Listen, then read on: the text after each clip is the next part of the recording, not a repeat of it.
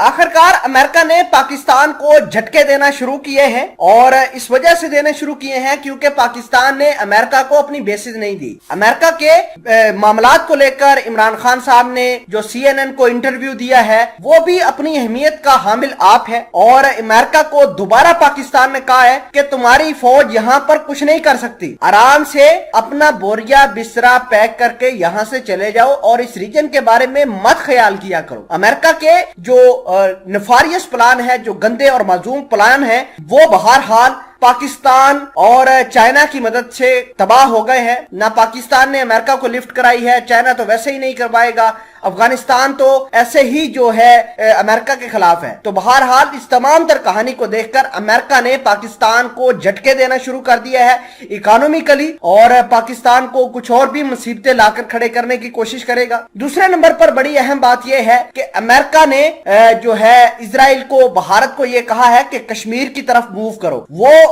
उसकी वजह यह है कि अमेरिका को इस बात का खतरा है कि अफगानिस्तान के तालिबान अब अपना रुख, अपनी एफर्ट जो है एक तो फलस्तीन को मदद करने के लिए लगाएंगे और दूसरी वो मदद जो है तालिबान वो कश्मीर के अंदर अपनी एनर्जीज लगाएंगे ताकि वो भारत के चुंगल से आजाद हो सके। दोनों ही मामलात के ऊपर हम चर्चा करेंगे। छोटी सी गुजारिश है कि आप हमारा YouTube चैनल हसनात टीवी को सब्सक्राइब करके पास मौजूद घंटी के निशान को दबा ले ताकि लेटेस्ट न्यूज आप तक बर वक्त पहुंचती रहे। सामईन कदर बात ये करते हैं कि पहले अमेरिका ने पाकिस्तान को कौन सा बड़ा दचका दिया है। तो यूरोपीय यूनियन ने पाकिस्तान को एक स्टेटस दिया हुआ था कि most favoured nation for trade. अब अमेरिका के जोर में आकर, अमेरिका के प्रेशर में आकर यूरोपीय यूनियन ने पाकिस्तान से ये स्टेटस खत्म करा दिया। अब बात ये चल रही है कि पाकिस्तान ने अमेरिका को बेसिस नहीं दिए। इमरान खान साहब ने जो बातें करी हैं अमेरिका के बारे में CNN न्यूज के ऊपर बैठकर इंटरव्यू देते हुए, तो वो बातें अमेरिका को बड़ी कड़वी लग रही। अमेरिका का ये मानना है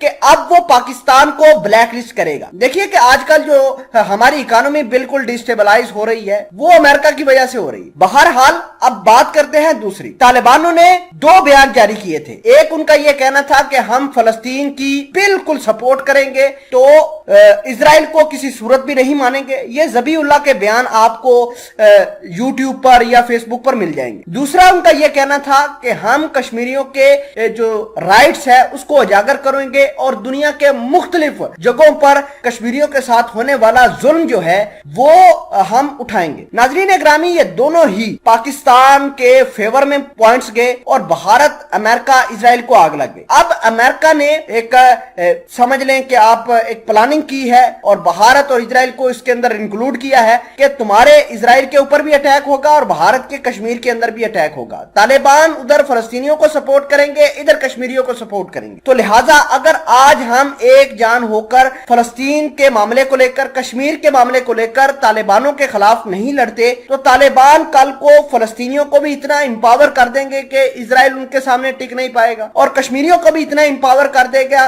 कि वो भारत उसके सामने टिक नहीं पाएगा। तो लिहाजा भारत, अमेरिका और इजराइल जो है वो पाकिस्तान के सरहदों पर जमवाड़ा इकट्ठे करने में आजकल प्लानिंग बना रहे हैं, पाकिस्तान की सरहदों पर तैनाती करने की कोशिश कर रहे हैं। आपने देखा होगा कि पिछले दिनों पाकिस्तान के आर्मी चीफ और इसके अलावा हमारी जो सिविलियन क़यादत है उनके जो ऑफिशियल फोन है उनको हैक करने की कोशिश की गई। हमारी जो ऑफिशियल वेबसाइट्स है FBR उनको हैक करने की कोशिश की। तो ये भारत के, इजराइल के माजूम जो है ये प्लान है जो कि इंशाल्लाह हमारी फौज जो है वो मिलकर सिविलियन क़यादत के साथ हर मोर्चे पर भारत को फटकार लगा रही है। बहरहाल इस खबर के बारे में आप क्या कहते हैं कमेंट सेक्शन में वीडियो के बारे में जरूर बताइएगा।